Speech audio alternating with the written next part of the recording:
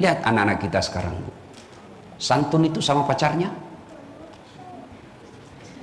Mulai di kandungan ibunya yang menderita, dilahirkan ibunya yang menderita, dibesarkan bapaknya yang cari nafkah, bertahun-tahun diurus sama ibu bapaknya. Begitu wisuda kenal sama cowok yang baru 2 bulan, wisuda foto dia update status, baru 2 bulan kenal itu cowok. Apa statusnya?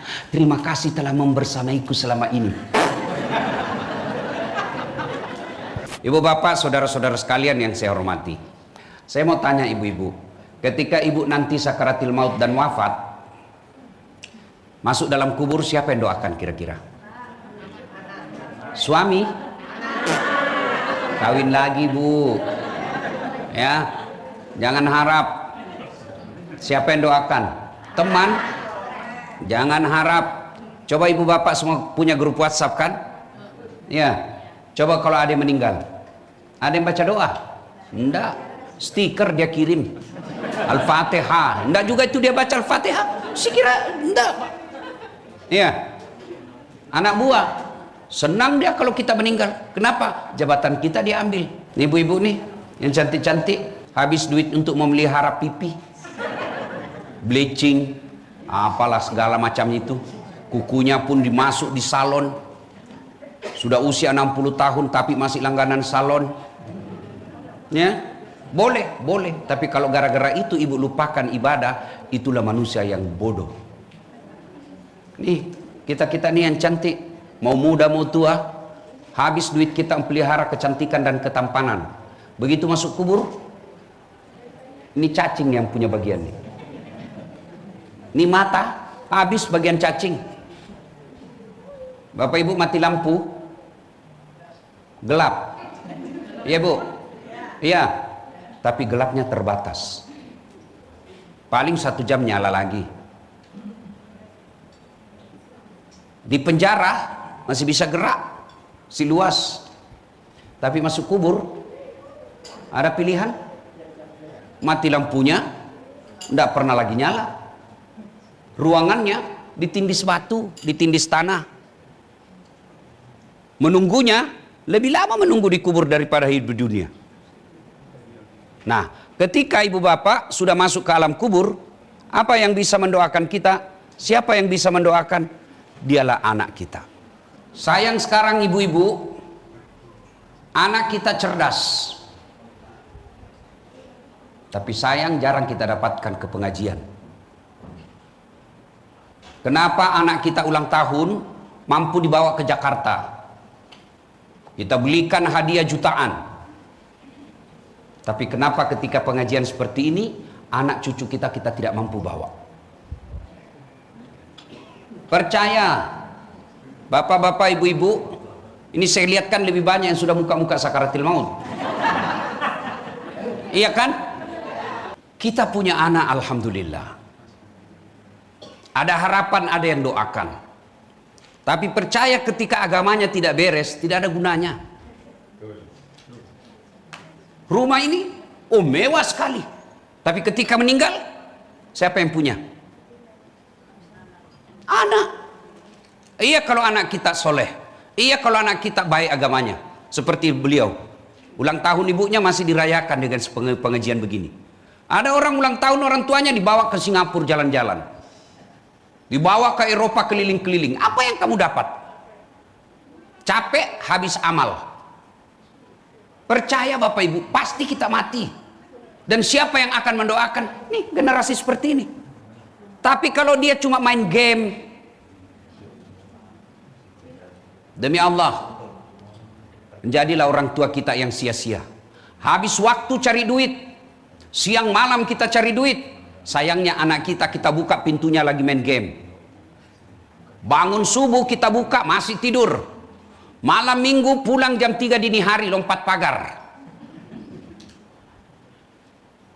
Kalau begini jangan berharap ada yang doakan di kubur. Maka ibu-ibu pengajian seperti ini untuk ngecas khusus tema keluarga.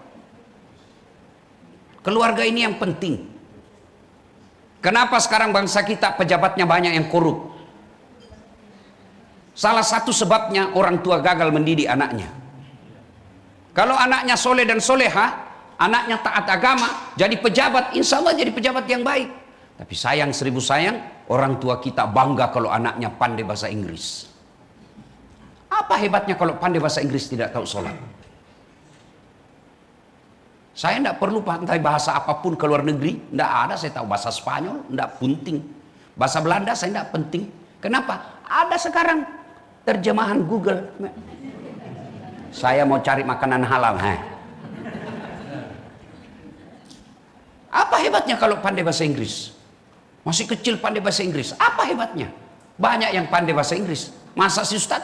Bapak ibu ke Inggris, anak-anak di sana bahasa Inggris semua. Memangnya kalau anak kita pandai bahasa Jepang, dia berdoa pakai bahasa Jepang? Dia berdoa pakai bahasa Inggris? Enggak. Maka yang baik anaknya, meskipun rumahnya sederhana, tapi 5 waktu berada di masjid. Malam Jumat dia buka kamar anaknya, masih baca Yasin anaknya dalam. Harapan itu, Bu. Tapi kalau anak cucumu tidak pernah kau lihat pegang Quran, siapa yang doakan ketika sakaratul maut? Dan percaya menunggu di kubur, bukan menunggu 1 tahun, tidak balik-balik lagi. Dan pada saat itu doa anaklah yang kita harapkan. Suatu kali Nabi melewati pemakaman. Ketika melewati pemakaman, Nabi bersabda, langkahkan kakimu dengan cepat. Seluruh sahabat mempercepat langkahnya. Selesailah Nabi di situ. Balik lagi dengan rute yang sama. Ketika melewati pemakaman, sahabat ingin mempercepat langkahnya. Nabi katakan, tidak usah, santai saja, tidak usah buru-buru. Kata Nabi, ya Rasulullah, tadi pergi kami disuruh buru-buru, pulang kok tidak, ada apa ya Rasul? Nabi bersabda, andai saja kau diberi telinga seperti pendengaranku, kau betapa dengar ini orang dalam kubur disiksa dia.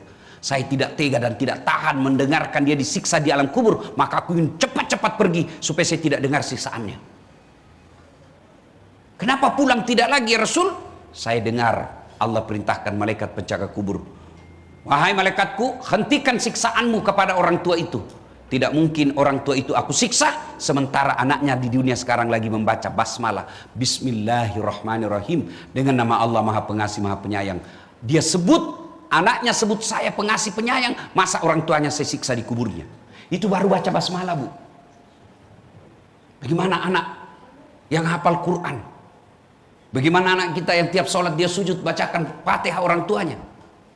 Tapi ibu-ibu seperti ini sudah mulai hilang. Lihat anak-anak kita sekarang, Bu. Santun itu sama pacarnya. Mulai di kandungan ibunya yang menderita, dilahirkan ibunya yang menderita, dibesarkan bapaknya yang cari nafkah, bertahun-tahun diurus sama ibu bapaknya. Begitu wisuda kenal sama cowok yang baru 2 bulan. Wisuda foto dia update status, baru 2 bulan kenal itu cowok. Apa statusnya? Terima kasih telah membersamaiku selama ini. Inilah realitas anak-anak kita, Pak. Dan kalau begitu anak kita, Bu, percaya, Bu, rugi kita punya anak. Nah sekarang, bagaimana supaya punya anak yang soleh dan soleha? 1, jangan kasih makan uang haram. Jangan kasih makan uang haram. Tidak ada orang melahirkan anaknya di Indonesia mati kelaparan. Kalaupun ada, pasti itu orang tidak bersosialisasi. Mungkin tinggal di rumahnya tidak keluar-keluar. Di sini keluarga besar ini ada mati kelaparan cucunya? Ada? Tidak ada, Bu. Tidak mungkin Allah yang Maha Pengasih, Maha Penyayang mengeluarkan manusia dari perut ibunya tanpa setelah disertai dengan rezekinya. Sayang kita orang tua, Pak, terlalu risau perutnya anak. Tidak usah risau perut anak, itu Allah yang sudah jamin. Ibu masih kecil kan, kita masa kecil ada lagu itu, cicak-cicak di dinding. Apa dimakan cicak, Dek? Nyamuk. Masuk akal enggak? Enggak masuk akal toh. Cicak cuma di dinding, nyamuk terbang. Gimana ketemunya? Enggak punya bandara. Iya toh? Kapal terbang, kita bisa ketemu di bandara. Tapi ini nyamuk, cicak enggak ada bandaranya. Kok bisa ketemu? Allah yang ngatur rezekinya itu cicak. Cicak-cicak di dinding, diam-diam merayap, datang seekor nyamuk. Nyamuk yang datang, Tidak dibilang cicak lompat ke nyamuk. Iya kan? Maka Bapak Ibu, pengajian ini pulang jangan cemaskan perutnya anakmu, cemaskan agamanya. Maka ibu-ibu sayang kita berhasil digoda setan. Jangan cemaskan isi perut anak kita. Jangan cemaskan otaknya anak kita, cemaskan akhlaknya. Lihat anak-anak kita sekarang, Bu. Zaman dulu saya kecil, kita masih tahu tabek-tabek kalau orang Sulawesi. Lewat depan orang tua tabek-tabek. Hah? Anak-anak sekarang mau diinjak-injak itu bapaknya kalau dia lewat. Zaman saya kecil mau makan tidak bisa kita makan kalau orang tua belum makan, meskipun sudah lapar. Apa kata mak kita? Tidak boleh kau kasih bekas-bekas tanganmu bapakmu. Dulu. Sekarang Bu, dia makan tinggal matanya disimpankan bapaknya. Makanya anak-anak kita sekarang cerdas tapi tidak mau mendengar. Untuk apa dia cerdas kalau dia lawan kita, Bu? Untuk apa dia cerdas kalau tidak mau mendengar? Maka tip pertama, jangan kasih makan uang haram anak kita. Maka istri yang baik, begitu datang suaminya bawa duit, pertanyaan pertama, bang halal tidak nih? Apalagi kalau suamimu penegak hukum, hati-hati. Bang, biasanya gajimu cuma 7 juta. Ini kok 7.500.000. Dari mana ini 500? Halal tidak? Halal, Bu. Alhamdulillah, mau masuk. Enggak jelas itu, Bu. Saya enggak mau. 500.000 kasih keluar. Saya tidak mau anak saya makan uang haram. Itu baru istri yang soleha. Bisa, Bu? Bu, bisa? 500.000 bisa, 50 juta. Kali 50 juta Ya. 2. Supaya anak kita soleh dan soleha, jangan berikan contoh yang kasar. Jangan berikan contoh yang tidak baik. Kadangkala saya heran lihat bapak-bapak, tidak mau kalau anaknya merokok. Baru dia merokok depan anaknya. Gimana ceritanya? Awas kalau saya dapat kau merokok, saya tempelin kamu ya. 10 menit kemudian, nak kau pergi beli rokok, pret.